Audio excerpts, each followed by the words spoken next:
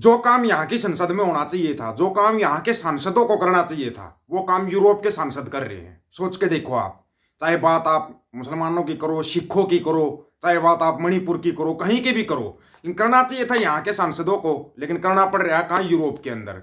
सुनने तुम्हारे लिए अमेरिका से एक और दुख भरी खबर है चिंटू, कैसे हो? आ तो गए होगे 2025 में, सुधरना तुम्हारे को भी नहीं है। और मत सुधरो, हम कब कह रहे हैं कि तुम सुधरो? तुम मत सुधरना, चाहे दुनिया सुधर जाए लेकिन तुम मत सुधरना, ठीक है ना चिंटू? सिर्फ 5-4 सवाल है चिंटू, इनका जवाब देना, उसके बाद हाँ यूरोप की संसद का वीडियो देखना, तुम्हारी धज्जियां उड़ा दी नाम लेके बिल्कुल। और 2014 से लेकर 2025 तक का कच्चा चिट्ठा खोल दिया उन्होंने, क्या क्या किया तुम्हारे पापा ने 2014 में आने के बाद। अर्थव्यवस्था कितनी डूबी ओढ़ है, डॉलर पहुंच गया 85.99, 86 हो जाएगा शाम तक, 86 क्रॉस कर देगा, शतक भी मार देगा डॉलर। सोना गिरवी रखकर लोन में 50% का इजाफा हुआ, सोना गिरवी रखा जा रहा है। लोन लेकर ना चुकाने वालों में 30% की वृद्धि हुई। ये तुम्हारे को अर्थव्यवस्था की बता रहा हूं कहानी, ध्यान से सुन लो। जरूरी सामान और सेवाओं पर खर्च घटा, कार की बिक्री 4 सालों में सबसे धीमी। भारत का घरेलू कर्ज बढ़कर जीडीपी का 42.9% हो गया, लंका तो लग चुकी है। पिछले 5 सालों में इंजीनियरिंग और मैन्युफैक्चरिंग के वेतन में मात्र 0.8% की वृद्धि हुई है, छोड़कर तुम्हारे पापा और उसके दोस्तों को।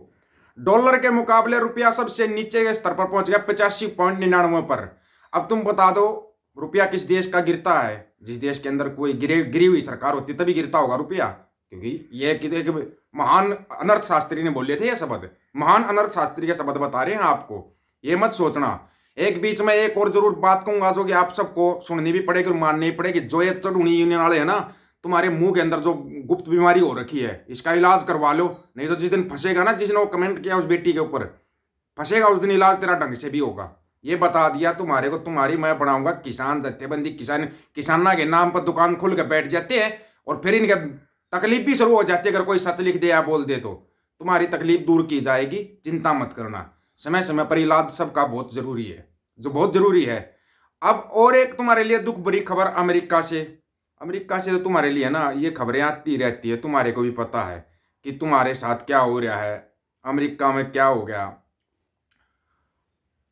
ओपीटी, ऑप्शनल प्रैक्टिकल ट्रेनिंग, इस सिस्टम को खत्म कर दिया अमेरिका में। ट्रंप ने खत्म कर दिया। इस सिस्टम के खत्म होने से पता है सिर्फ 2024 के अंदर ही 3.1 लाख भारतीय, जिसमें से 90% वो गुजराती गए थे, वो सब खतरे में आ गए, खतरे के निशान से ऊपर आ गए। ओपीटी सिस्टम बंद कर दिया। ओपीटी सिस्टम से हर साल 10 लाख लोग रोजगार पाते थे, विदेशी, अमेरिका के अंदर जाके। वो सिस्टम ही खत्म कर दिया ट्रंप ने। तो अब बोलो आएगा तो ट्रंप, नमस्ते ट्रंप, अब की बार ट्रंप सरकार, बोल दो ना एक बार। तुम नहीं बोल पाओगे क्योंकि तुम्हारे को बोलने से पहले ट्रंप तुम्हारे को एक नया डोज तैयार कर देता है। तुम बोलते बाद में हो, उसका डोज पहले तैयार हो जाता है, और वो डोज भी तुम्हारे को ऐसा देता है तुम जिंदगी भर याद रखते हो, याद रखते हो। बात करें अगर जो यूरोप की संसद के अंदर होया, हम सोचते हैं यहाँ पे सवाल करेगा कोई, छोड़ो, सरकार तो बहुत दूर की बात गई। मोदी का नाम लेकर कोई सवाल नहीं कर सकता। मोदी के नाम से सवाल करके दिखा दो, शाम से पहले आपको मिलेंगे सर्टिफिकेट, देशद्रोही, गद्दार, फलाना, आतंकवादी, पाकिस्तान चले आजा। ये खुद चाहे कुछ भी करते रहो, इनको कोई कुछ नहीं बोलेगा, है ना? यही बात होगी ना। मतलब हमारा कुत्ता कुत्ता, इनका कुत्ता टॉमी है, लेकिन टॉमी हो अब तुम्हारी धज्जी उड़ने वाली है। और उस धज्जी को ना तुम थोड़ा ध्यान से और गौर से सुनना, धज्जी कैसे उड़ाई जाती है। धज्जी ऐसे। This is a dramatic situation. We have to do everything possible to end the violence. Since he entered power in 2014, Narendra Modi, the Prime Minister, has been implementing a radical nationalist Hindu policy, which has had terrible consequences. Journalists, religious minorities, and human rights fighters. In India, millions of Muslims and Christians suffer every single day because the government violates their most fundamental rights. The situation is serious. That's why the European Parliament must vote tomorrow on a very clear resolution. It has to be clear in denouncing the nationalist discourse of Mr. Modi. We should all be worried about the worsening human rights situation in India. Freedom of press has narrowed. Journalists and activists have been arrested for false reasons. discrimination and hate have increased. And this is also what I saw personally when I visited India in December. This saddens me as India is a very important partner for us. EU and India have to make human rights and democracy a fundamental part of their partnership in all regards, including trade. Our joint resolution is crystal clear. We are calling on India to do everything within its power to end ethnic and religious violence, to punish perpetrators and end Hindu extremism. Without ironclad guarantees in this area, then we cannot talk about a new trade agreement with India. India is an important partner to the European Union, but if we as a Christian community can respect other faiths and identities, we must ask our partners to do the same.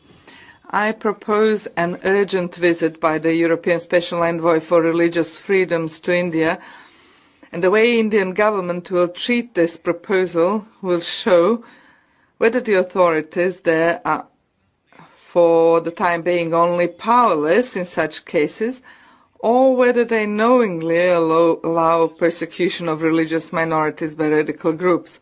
And for political leaders to refrain from making inflammatory statements. They should impartially mediate tensions and reject any nationalistic rhetoric.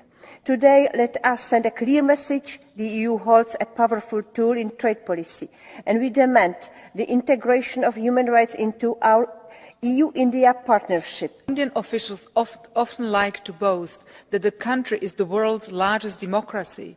Intolerance and violence against religious minority paint a different picture. These attacks against Christians are not isolated incidents.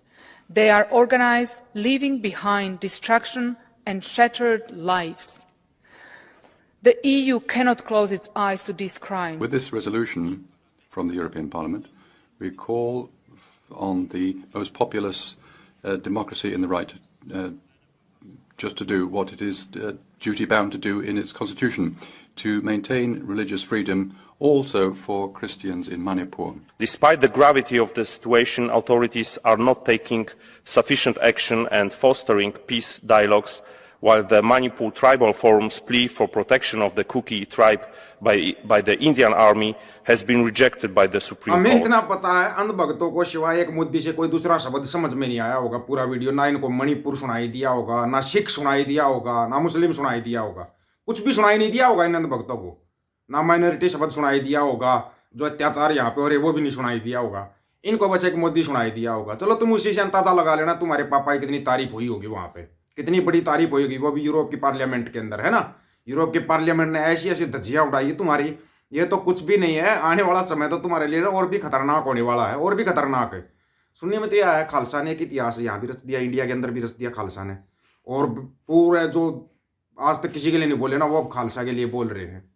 वो भी झटका तैयार तो हो गए तुम, मेरे को पता, तुम तैयार रहना अगले झटके के लिए। अगले झटके में तुम्हारे को बहुत कुछ मिलने वाला है, बहुत कुछ है ना।